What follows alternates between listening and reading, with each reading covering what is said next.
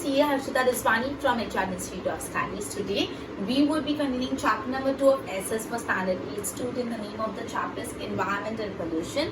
Students, हमने already इस chapter की एक वीडियो बनाई है और इस हमने वीडियो में दो टाइप की पोल्यूशन, बेसिकली हमने पहले इंट्रोडक्शन पढ़ा, फिर हमने एयर पोल्यूशन पढ़ा एंड आफ्टर दैट हमने वाटर पोल्यूशन पढ़ा. लाइक हमने वाटर पोल्यूशन और एयर पोल्यूशन दो टाइप की पोल्यूशन, उससे कौन सी डिजीज होती है वो सब पढ़ा. Now the third type of pollution जो हम पढ़ने वाले इस चैप्टर में वो है लैंड पोल्यूशन. ओके, अब लैंड पोल्यूशन क्यों होता है, कैसे होता है, उसके लिए उसको ठीक करने के लिए हमें क्या करना है वो सब पढ़ेंगे. ठीक है. Land pollution is not something that is easily visible in this developing world. Land pollution has become evident on large scale. Land pollution एक ऐसा sort of pollution है जो easily visible नहीं है. Water pollution आपको दिख जाएगा कि भाई पानी पूरा गंदा हो रहा है, एयर पोल्यूशन, ब्रीथिंग इश्यूज हो रहे हैं, लेकिन लैंड पोल्यूशन एक ऐसी चीज जो आपको अपैरेंटली दिखेगी नहीं. लेकिन हमारा जैसे जैसे वर्ल्ड डेवलप हो रहा है तो लैंड पोल्यूशन ज्यादा बड़ी स्केल पे होता जा रहा है. ठीक है. Growing industry and the polluted water from the drains. Growing industries and the polluted water from the drain flow on the ground and slowly pollute the land. जो बड़ी बड़ी इंडस्ट्रीज है वो अपना कचरा ओपन लैंड में डाल देती है. ठीक है. और जो ड्रेन होता है वो पोल्यूटेड वाटर ड्रेन का जो पोल्यूटेड होता है वो लैंड में जाता है और धीरे धीरे लैंड डैमेज होती जाती है. The people who run industry factory always try to acquire more land than what they actually require. मतलब जो बड़ी बड़ी फैक्ट्रीज चलाते हैं उनको जितनी जमीन अपने कारखाने के लिए चाहिए होती है उससे डबल या उससे ज्यादा जमीन वो खरीदते हैं. ठीक है. So they have a tendency to buy more land than needed. तो ऑब्वियसली जितना ज्यादा लैंड बोलेंगे उतना ज्यादा लैंड को वो पोल्यूट करेंगे. ओके.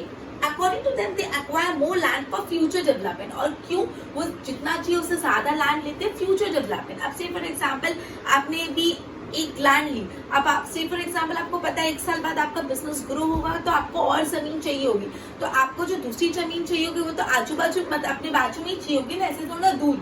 तो आप क्या करते हो, पहले से एक एक्स्ट्रा लैंड ले लेते हो कि फ्यूचर में अगर इसमें कुछ न्यू स्ट्रक्चर बनाना हो तो बना पाए. ठीक है. सो जो इंडस्ट्रीज होती है उनको जितनी लैंड चाहिए उससे ज्यादा वो लेती है for the purpose of future development. ठीक है.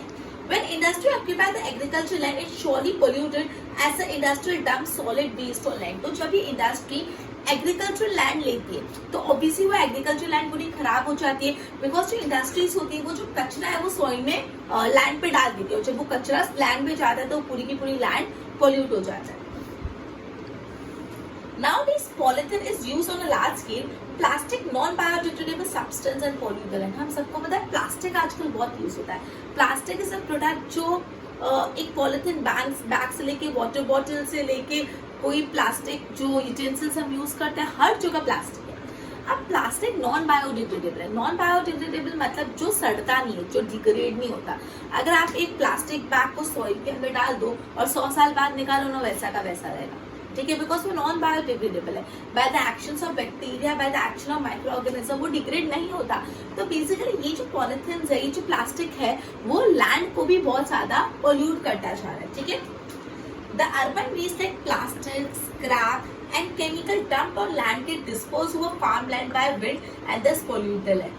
Farmer use chemical fertilizer extensively to increase the production and it also plays a major role in polluting the land and water. और एक और चीज से लैंड पोल्यूट हो रही है, वाटर पोल्यूट हो रहा है, दैट इज जो फार्मर्स है वो अपनी खेती पे अपने क्रॉप पे केमिकल फर्टिलाइजर्स छिड़कते हैं जिससे ज्यादा क्रॉप का प्रोडक्शन हो. लेकिन ये जो केमिकल फर्टिलाइजर है इसमें केमिकल्स होते हैं तो जैसे ही वो छिड़कते हैं तो लैंड पे जाते हैं और उससे लैंड खराब होता जाता है. Clear. Okay. Polluted water from industries and drainage is used in the irrigation of fertile land, resulting in the polluted water from industries and drainage is used in irrigation of fertile land, resulting in the polluted production of grains, vegetable cultivated on such land. Okay, तो बोला है कि भाई हम लोग क्या करें, जो गंदा पानी है, जिस पानी में कचरा है या जिस पानी में ड्रेनेज है वो गंदा पानी से हम लोग खेती कर रहे हैं. तो जब वो गंदा पानी लैंड में जा रहा है खेती के लिए तो लैंड भी खराब हो रही है और जो खेती से क्रॉप वेजिटेबल्स उग रहे हैं वो भी खराब हो रहे हैं और इससे ट्यूबरक्लोसिस जैसी डिजीजेस हो रही है. ठीक है. एक्सॉस्टेड और shrinking fertile land leads to scarcity of crop. अब ये जो लैंड है उसकी फर्टिलिटी, जस्ट अ मिनट, ये जो लैंड लैंड है उसकी फर्टिलिटी कम होती जा रही है। अब जब लैंड फर्टाइल होगा ही नहीं स्टूडेंट्स, तो वहां पे क्रॉप भी अच्छा ग्रो नहीं होगा, तो इस वजह से क्रॉप्स की भी स्कैर्सिटी हो रही है बिकॉज लैंड की फर्टिलिटी कम होती जा रही है।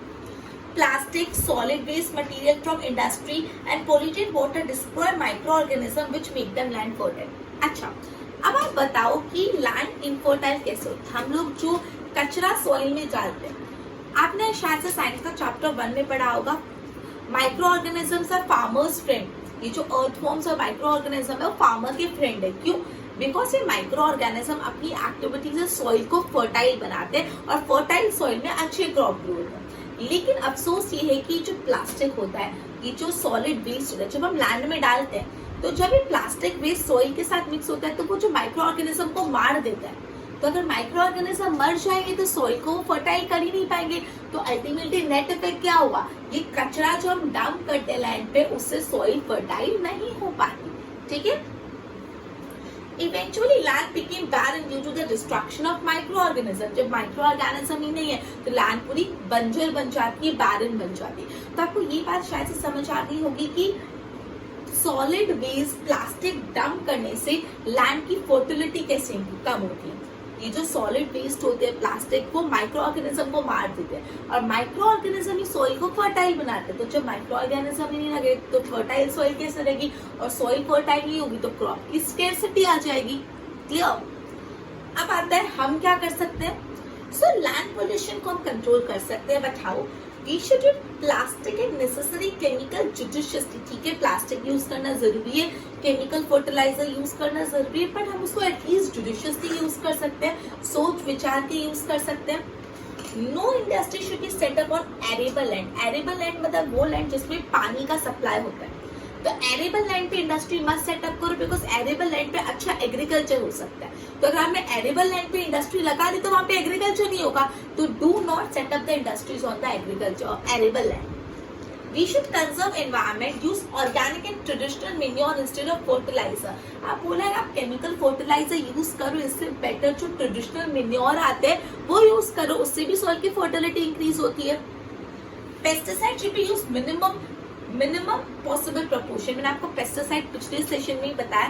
पेस्टिसाइड ऐसी दवाई होती है जो पेस्ट को मारते हैं और पेस्ट ऐसे ऑर्गेनिजम्स होते हैं जो प्लांट को मारते हैं। तो आपको पेस्टिसाइड छिड़कना पड़ता है जिससे पेस्ट मरेंगे तो प्लांट बच जाएंगे, लेकिन पेस्टिसाइड को थोड़ा लिमिटेड क्वांटिटी में डालो। ठीक है। The plastic and solid waste should be recycled. Use non-conventional source of energy in green technology. Drip irrigation method जो है उससे पानी बचता है और लैंड का डिग्रेडेशन कम होता है। ड्रिप इरिगेशन मतलब बूंद बूंद पानी डालते जाना। सो ये लैंड पोल्यूशन में बेसिकली हमने 3 पैराग्राफ्स देखे, जिसमें सबसे पहले हमने ये पढ़ा कि भाई ये जो लैंड पोल्यूशन है ना विजिबल तो नहीं है, लेकिन ये लैंड पोल्यूशन से बहुत ज्यादा डिस्ट्रक्शन हो रहा है। Okay, just a minute.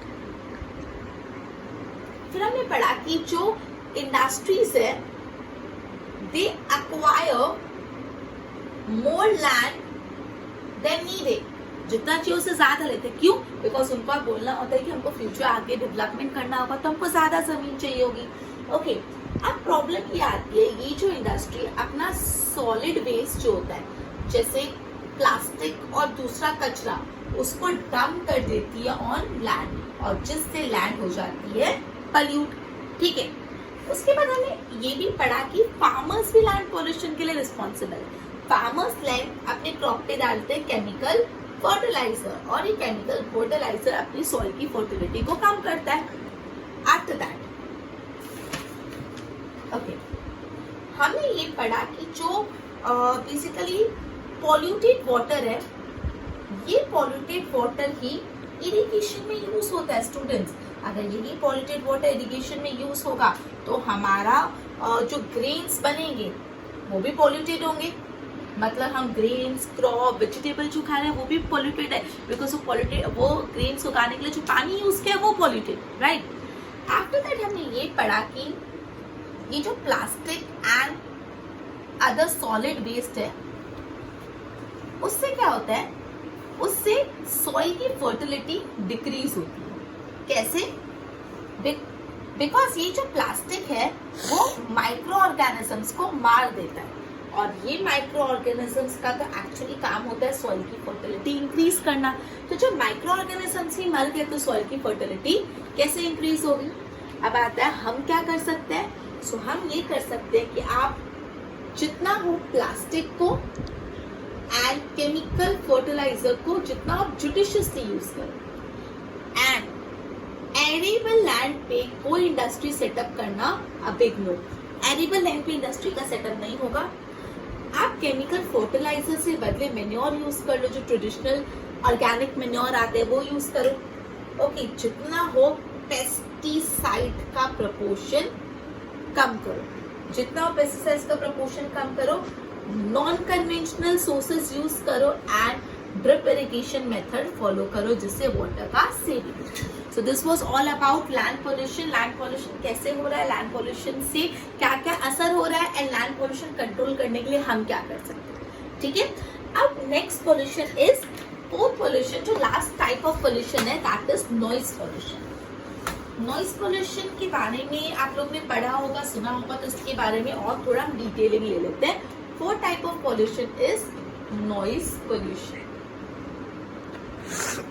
Late us see, apart from air water pollution, noise pollution भी आजकल बहुत इंक्रीज हो रहा है। द नॉइज क्रिएटेड, अब नॉइज कहाँ से आती है? बेसिकली जो इंडस्ट्रीज में मशीन होती है, जो मशीन जोर जोर से, आपने शायद से देखा होगा कारखाने, जो मिल्स चलती है जिसको हम खाते भी बोलते हैं, तो जहाँ पे खाते चलते हैं, जहाँ पे मिल्स चलते हैं, टक टक टक टक कॉन्स्टेंट आवाज आती है। वो एरिया से पास होगे ना, आपका कान बंद हो जाएगा थोड़ी देर बाद, इतनी जोर जोर से आवाजें आती है। तो जो इंडस्ट्री में मशीन्स होती है उनसे नॉइज पोल्यूशन होता है, और व्हीकल्स जोर जोर से हॉर्न बजाती है उनसे नॉइज पोल्यूशन होता है। अब यही नहीं, फेस्टिवल सीजन आता है तो उस टाइम बहुत बड़े बड़े लाउड स्पीकर डीजेस बजते हैं, उससे भी नॉइज पोल्यूशन होता है। Noise pollution is also created by playing musical instrument loudly, जोर जोर से म्यूजिकल ड्रम बजाना या जोर जोर से म्यूजिकल इंस्ट्रूमेंट बजाना, कोई भी सेलिब्रेशन या फेस्टिवल पे फटाके फोड़ना, क्रैकर्स का फोड़ना, उससे भी होता है। कोई किसी गेम में आप जीत गए, इलेक्शंस जीत गए, तभी भी फटाके फोड़ते हैं। The city's maximum number of buses, auto rickshaw, two wheeler, haphazard parking leads to congestion of vehicle। अब अपनी सिटी में बहुत सारे टू व्हीलर्स है, बस है, ऑटो रिक्शा। अगर आप haphazardly पार्क कर देते हो जैसे भी मन हुआ, तो अब सामने वाले को निकालना तो वो हॉर्न बजाएगा, ये हॉर्न बजाएगा, और एकदम क्या हो जाता है, congestion of vehicle. Congestion of vehicle मतलब व्हीकल एक दूसरे के साथ अटक जाते हैं, उनको जाने की जगह ही नहीं मिलती, और फिर वो लोग क्या करेंगे, हॉर्न बजाएंगे, और हॉर्न बजाने से क्या होगा, नॉइज पोल्यूशन होगा। ठीक है, तो बेसिकली यहाँ पे ऐसा बोला है कि नॉइज पोल्यूशन किस किस से होता है। नॉइज पोल्यूशन होता है कि इंडस्ट्री में जो मशीन्स होती है उससे, व्हीकल्स होते हैं, लाउड स्पीकर से होता है, डीजे होता है, फेस्टिवल टाइम में म्यूजिकल इंस्ट्रूमेंट प्ले करना, क्रैकल्स बर्न करना, इन सब से नॉइज पोल्यूशन होता है। अगर अपने कंट्री में इतनी सारी बस, ऑटो रिक्शा, उसको हैफर्सडली लोग पार्क कर देते हैं, और जिससे ट्रैफिक कंजेशन हो जाता है, ट्रैफिक हो जाता है तो लोग हॉर्न ब्लो करते हैं, जिससे अल्टीमेटली नॉइज पोल्यूशन होता है। अब ये तो हमने फर्स्ट पैराग्राफ में पढ़ा नॉइज पोल्यूशन कैसे होता है। ओके, अब नॉइज पोल्यूशन से असर क्या होता है। सो नॉइज पोल्यूशन से students, it could lead to deafness, कान बहरे हो सकते हैं, डेफनेस हो सकता है, एंड मेंटल और इमोशनल हेल्थ भी बहुत खराब होती है। यू माइट हैव एक्सपीरियंस, जब आप मेंटली बहुत वीक होते हो उस टाइम पे कोई लाउड म्यूजिक आता है तो यू फील इरिटेटेड, यार बंद करना, राइट, बिकॉज क्यों, लाउड आवाज से आपका मेंटल और आपका इमोशनल हेल्थ को डैमेज होता है। People became more irritable, मैंने आपको पता, इरिटेशन होता है लाउड म्यूजिक, लाउड आवाज से। Nature is affected badly due to excessive noise, इंसान का नेचर बदल जाता है। Certain insect and organisms that are very helpful to us die due to noise pollution। अब आप ये मानोगे काफी ऐसे इंसेक्ट्स होते हैं, काफी ऐसे ऑर्गेनिज्म है जो नॉइज पोल्यूशन से मर भी जाते हैं, बिकॉज वो इतनी डेसिबल की आवाज सहन ही नहीं कर सकते, जिस वजह से उनकी डेथ हो जाती है। It has become necessary to keep signboard reading no honking, silence please near the, अगर आप स्कूल है, कोई डिस्पेंसरी है, कोई हॉस्पिटल है, उसके बाहर बड़े बड़े बोर्ड होने चाहिए, नो हॉन्किंग, हॉर्न मत बजाओ, साइलेंस प्लीज, ऐसे सारे बैनर्स, बिलबोर्ड्स करते हैं। This show the seriousness of noise pollution. इससे पता चलता है कि नॉइज पोल्यूशन कितनी सीरियस है। ठीक है, तो सेकंड पैराग्राफ में हमने पढ़ा नॉइज पोल्यूशन से क्या होता है, it could lead to deafness, emotional और मेंटल हेल्थ खराब होती है, इरिटेशन होता है, नेचर खराब हो जाता है, काफी इंसेक्ट्स और ऑर्गेनिज्म तो डाई हो जाते हैं because of this noise pollution. और बेसिकली ये साइन बोर्ड्स लगते हैं, no honking, silence please, hospital, dispensaries, इन सब के बाद। ठीक है, नाउ लास्ट पैराग्राफ जो हम पढ़ रहे हैं वो है हम क्या कर सकते हैं। It is very important that every citizen should understand about it. We should not play musical instrument very loudly during celebration. जब कोई celebration है, कोई occasion है, तो बहुत ही तेज musical instrument को मत play करो. We should not burst firecracker producing noise pollution. ऐसे पटाखे मत चलो जिससे बहुत आवाज आती है. पहली बात, आप म्यूजिकल इंस्ट्रूमेंट थोड़ा धीरे बजाओ. ऐसे पटाखे मत चलाओ जिससे बहुत ज्यादा आवाज आती हो. व्हीकल्स को प्रॉपर टाइम पे सर्विस करा, बिकॉज गाड़ियां सर्विस नहीं होती तो उनमें से आवाज आने लगती है. तो व्हीकल की सर्विसिंग प्रॉपर करो. जो पीयूसी के रूल्स है उसको फॉलो करो. पीयूसी मतलब क्या होता है? Pollution under control. तो पीयूसी के रूल्स फॉलो करो. Okay. Population increase must be control. Population कम करो, नॉइज पोल्यूशन खुद ही कम हो जाएगा. To reduce the noise pollution आप ट्रीज सेटअप करो. बहुत इंपॉर्टेंट है. जो रोड होता है उसके आजू बाजू ट्रीज, मतलब मेन रोड है और रोड के आजू बाजू ट्रीज सेटअप करो. क्यों?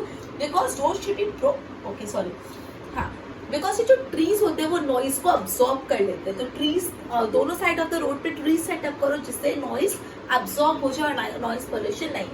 The road should be broad enough. If the traffic congestion is intensive, then the road should be declared as a one way. अगर बहुत ज्यादा ट्रैफिक कंजेक्शन है तो उस रोड को वन वे रोड डिक्लेयर कर दो कि यहाँ से सिर्फ जा सकते हो या आ सकते हो. टू वे अलाउड नहीं है.